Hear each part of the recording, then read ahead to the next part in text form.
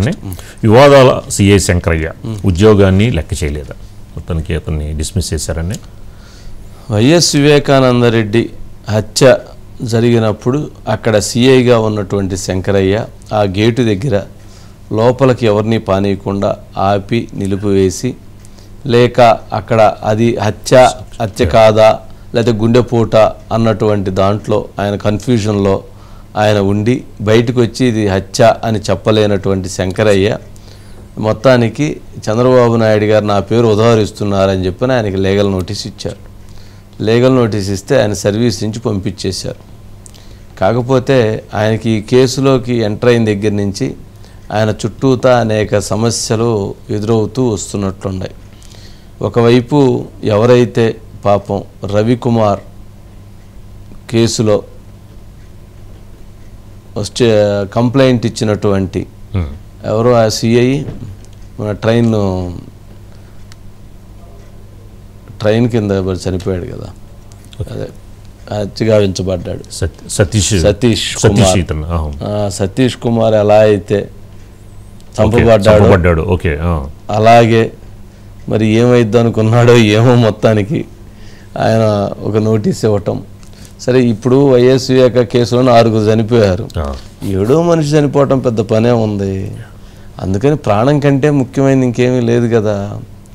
అదేమన్నా అయ్యుందా, లేక ఇంకేమన్నా ఒత్తిళ్ళు ఉన్నాయా, లేక రాజకీయ పొలిటికల్ ప్రవేశానికి ఏమైనా ఎంట్రీ అనుకున్నారా, లేక నిజంగానే తను మదనపడి ఆవేదన పడి తను తప్పు లేకపోయినా అది గుండెపోటు అని వాళ్ళు చెబుతున్నా అది హత్య అని చెప్పలేనటువంటి పరిస్థితుల్లో మౌనంగా ఉండి చూడాల్సినటువంటి పరిస్థితి ఉందా, మరి ఆయన ఆవేదన ఏంటో వేదన ఏంటో తెలియదు. కానీ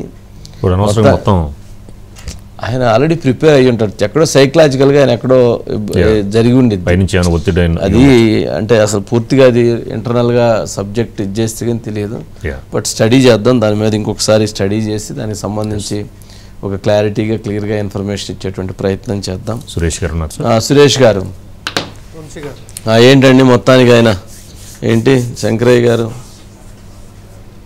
వంశీ గారు అంటే సిఐ శంకరయ్య గారు డిస్ట్రక్షన్ ఆఫ్ ఎవిడెన్స్ అంటే వివేకానంద రెడ్డి గారి హత్య తర్వాత డిస్ట్రక్షన్ ఆఫ్ ఎవిడెన్స్కి ఎలా సాక్షిభూతం అయ్యడానికి గత అంటే 23 జూన్లో ఫైనల్ ఛార్జ్ షీట్లో సిబిఐ మెన్షన్ చేసింది. వంశీ గారు మన వ్యాఖ్యలు లేవు, సిబిఐ చెప్పిన దాని ప్రకారం శంకరయ్య గారికి ఫోన్ వచ్చింది.